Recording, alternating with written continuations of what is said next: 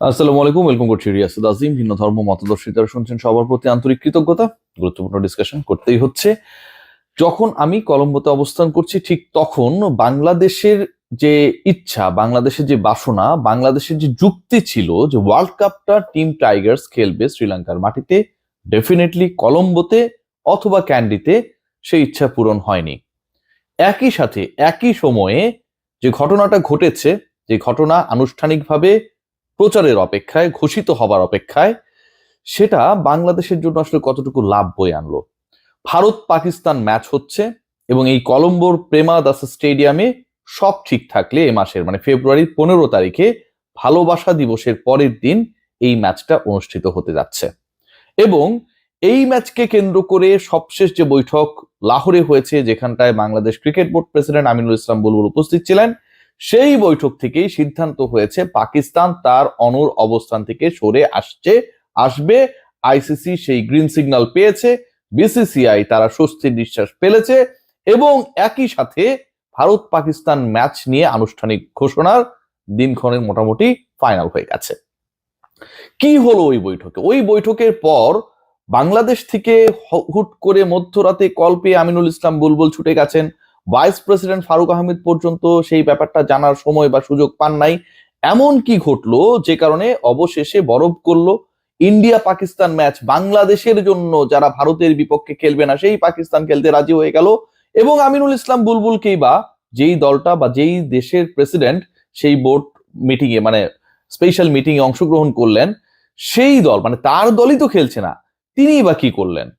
3টা শর্ত দেওয়া হয়েছিল আইসিসির কাছে এবং সেই শর্তগুলো মেনে ফাইনালি ইন্ডিয়া পাকিস্তান ম্যাচে পাকিস্তান খেলার ব্যাপারে ইতিবাচক সাড়া দিয়েছে। শর্ত 3টা, একটা প্রথম শর্ত সেটা হচ্ছে যে যেই ম্যাচটা হবার কথা ছিল 15 তারিখে সেই ম্যাচ হচ্ছে, কারণ বাংলাদেশকে আইসিসি ক্ষতিপূরণ দেবে এরকম একটা আশ্বাস পাওয়া গেছে বা এরকম একটা আশ্বাস চাওয়া হয়েছে পিসিবি এবং বিসিবির পক্ষ থেকে। সেকেন্ড পয়েন্ট সেটা হচ্ছে বাংলাদেশের যে পার্টিসিপেশন মানি, মানে বাংলাদেশ যদি অংশগ্রহণ করতো এই বিশ্বকাপটা, আমরা যখন এখানটায় কভার করছি, ঠিক যখন আমরা বাংলাদেশের খেলাই কভার করতাম আপনারা অপেক্ষা করতেন আপডেটস গুলোর জন্য, বাংলাদেশ জিতলে আমরা তালি দিতাম, বাংলাদেশ খারাপ করলে আমরা হতাশ হতাম। সেই বাংলাদেশ অংশগ্রহণ করলে যে পার্টিসিপেশন মানিটা পেত, সেই মানি বাংলাদেশকে দিতে হবে। বাংলাদেশ যদি কথার কথা 30 কোটি টাকা পেত, 50 কোটি 100 কোটি টাকা পেত, সেই অর্থটা, সেই লাভের অংশ বা পার্টিসিপেশন মানে অংশগ্রহণ ফি বাংলাদেশ বা বিসিবি কে দিতে হবে। থার্ড যে পয়েন্ট, বাংলাদেশকে বৈশ্বিক ইভেন্ট আয়োজনের আরো সুযোগ বাড়িয়ে দিতে হবে। এই যে শর্ত, এই যে আলোচনা এবং এই 3টা শর্তে ফাইনালি আইসিসি, বিসিসিআই এখানে একটা বড় ফ্যাক্টর, আইসিসি কে তারাই চালায়, পিসিবি এবং বিসিবি একমত হয়েছে যে এই 3টা শর্ত যদি আইসিসি বা বিসিসিআই বা তারা যারা আসলে এটাকে কন্ট্রোল করে তারা মেনে নেয়, তাহলে বাংলাদেশের খেলা নিয়ে কোনো মানে ভারতের বিপক্ষে পাকিস্তানে খেলা নিয়ে কোনো ধরনের আপত্তি থাকবে না এবং এই দাবিটা মেনে নেওয়া হয়েছে। এই দাবি মেনে বাংলাদেশের লাভটা কি হলো? বাংলাদেশ দলের কখনো, বাংলাদেশের সমর্থকদের কখনো, বাংলাদেশের ক্রিকেটারদের কখনো এই প্রত্যাশা বা এই আশা কি ছিল যে বাংলাদেশ দল অংশগ্রহণ না করলে তারা যদি পার্টিসিপেশন মানি দিয়ে দেয় তাহলে আমরা খুশি হয়ে গেলাম, বাংলাদেশকে বিশ্বকাপে খেলতে দেওয়া হবে না, বিনিময়ে বাংলাদেশকে 100 কোটি টাকা দিয়ে দেওয়া হলো, বিশ্বকাপে খেললে বাংলাদেশ যেই অর্থটা ধরেন পাইতো সেই অর্থ বাংলাদেশ ক্রিকেট বোর্ডকে দিয়ে দেওয়া হলো, বাংলাদেশের আর কোনো দুঃখ কষ্ট থাকবে না। এটা কি আমাদের কখনো প্রত্যাশা ছিল? এটা কখনো আমাদের ডিমান্ড ছিল? নাকি আমাদের ডিমান্ড ছিল যে বাংলাদেশকে বাংলাদেশের চাহিদা মতো, বাংলাদেশের প্রেক্ষাপটের যৌক্তিকতা মেনে যেন শ্রীলঙ্কার মাটিতে খেলা দেওয়া হয়? সেটা দেওয়া হয় নাই। এখন টাকা দিয়ে বাংলাদেশকে কম্পেনসেট করা হচ্ছে।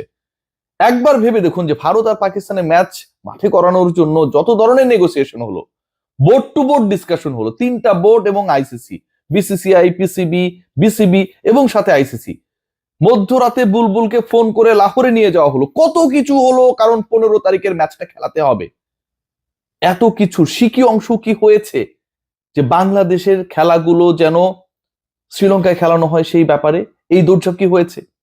বিসিবি একটা মেইল পর্যন্ত করেছে। পিসিবি বা এসএলসি যারা এটার সাথে জড়িত হয়ে গেছে যে ভারত পাকিস্তান ম্যাচ যেন হয়, তারা কি একবারের জন্য বসার চেষ্টা করেছে বিসিবির সাথে? বিসিবি, আইসিসি, বিসিসিআই সবাইকে নিয়ে কোনো সমন্বিত প্রয়াস ছিল যে বাংলাদেশের লিটন কুমার দাসের দলটা যেন মাঠে নামতে পারে? সেই প্রেক্ষাপটে কারো কোনো প্রচেষ্টা ছিল না, কিন্তু নিজেদের স্বার্থে, শ্রীলঙ্কার স্বার্থ, কারণ তার দেশে ভারত পাকিস্তান ম্যাচ হবে, সে রেভিনিউ জেনারেট করবে। পাকিস্তানের স্বার্থ, সে বেশি অর্থ দাবি করেছে ভারত পাকিস্তান ম্যাচের রেভিনিউ থেকে। ইন্ডিয়ার স্বার্থ, বিসিসিআই এবং আইসিসি একই মুদ্রার এপিট ওপিট। সো ভারত পাকিস্তান ম্যাচ না হলে তাদেরও লস। কিন্তু বাংলাদেশের স্বার্থ কোন জায়গাটা আসলে রক্ষা হলো? 100 কোটি টাকা, 50 কোটি টাকা, 200 কোটি টাকা দিলেও বাংলাদেশের এই 2026-এর বিশ্বকাপ ফিরে আসবে না। বাংলাদেশের 2026 বিশ্বকাপকে নিয়ে আমাদের যে স্বপ্ন, আশা, প্রত্যাশা, এক্সাইটমেন্ট ছিল, সেটা ফিরে আসবে না। তাহলে বাংলাদেশের লাভের জায়গাটা কোথায় হলো? আমিনুল ইসলাম বুলবুল যে লাহোরে গেলেন, মধ্যরাতে তাকে যে ফোন করে লাহোরে নিয়ে যাওয়া হলো, ইনফ্যাক্ট সেই বৈঠকটা আমার কাছে মনে হয় যেভাবে হয়েছে, সেটাতে একটা বিষয় মোটামুটি পরিষ্কার। সেই বিষয়টা হচ্ছে যেন আসলে জুতা মেরে গরু দান, আমরা যেন ওই টাকাটা পেলেই খুশি। 3 নম্বর শর্তে বলা হচ্ছে যে বৈশ্বিক ইভেন্টের কথা। দেখুন, এই যে বৈশ্বিক ইভেন্টের আলোচনাটা হচ্ছে বাংলাদেশকে বেশি বেশি, 2031 পর্যন্ত ওয়ার্ল্ড ইভেন্ট যেগুলো হবে, বৈশ্বিক আইসিসি টুর্নামেন্টস যেগুলো হবে, সেগুলোর শিডিউল ডান। 31 ওয়ার্ল্ড কাপ বাংলাদেশ এবং ভারত যৌথভাবে আয়োজন করবে, এটাও ডান মোটামুটি। সো যখন এই ব্যাপারগুলো অলরেডি ডান, এখন পর্যন্ত নেক্সট 5 ইয়ার্স এর প্ল্যান ডান, সেখানটায় 2026-এ দাঁড়িয়ে বাংলাদেশ এই 31 এবং 26-এর মাঝামাঝি কোন বৈশ্বিক ইভেন্ট আয়োজন করতে পারবে, সেটার নিশ্চয়তা কি আমরা পেয়েছি? সেটার নিশ্চয়তা আমরা পাই নাই। বাংলাদেশকে ক্ষতিপূরণ যদি কেউ দেওয়ার পরিকল্পনা করে, তার মানে তারা একসেপ্ট করছে বাংলাদেশের ক্ষতি তারা করেছে। সো বাংলাদেশের ক্ষতি যারা করলো, তাদের ব্যাপারে আমাদের কি নমনীয় হওয়ার সুযোগ রয়েছে? তার মানে তো বাংলাদেশের স্ট্যান্স ঠিকই ছিল যে বাংলাদেশ ভারতের মাটিতে খেলবে না। তাহলে কেন ক্ষতিপূরণ দিয়ে কম্পেনসেট না করে বাংলাদেশের খেলাগুলো ঠিক যেভাবে ভারত পাকিস্তানে ম্যাচ খেলানোর চেষ্টা করা হয়েছে, একইভাবে বাংলাদেশের খেলাগুলো যেন শ্রীলঙ্কায় নিয়ে যাওয়া হয়, সেই চেষ্টাটা কেউ করলো না। সেই চেষ্টা এসএলসি করলো না, সেই চেষ্টা বিসিসিআই করলো না, আইসিসি করলো না, পিসিবিও মধ্যস্থতাকারী হিসেবে সফল হতে পারলো না। সো আমার কাছে মনে হয় it's a very sad day for our cricket. End of the day সবাই সবার স্বার্থটুকু বুঝে নিল। ভারত পাকিস্তানে ম্যাচ হবে, শ্রীলঙ্কায় ম্যাচ হবে, স্কটল্যান্ড ঢুকে গেল, রেভিনিউ শেয়ারিং এ পাকিস্তান আগের থেকে বেশি বেনিফিটেড হবে।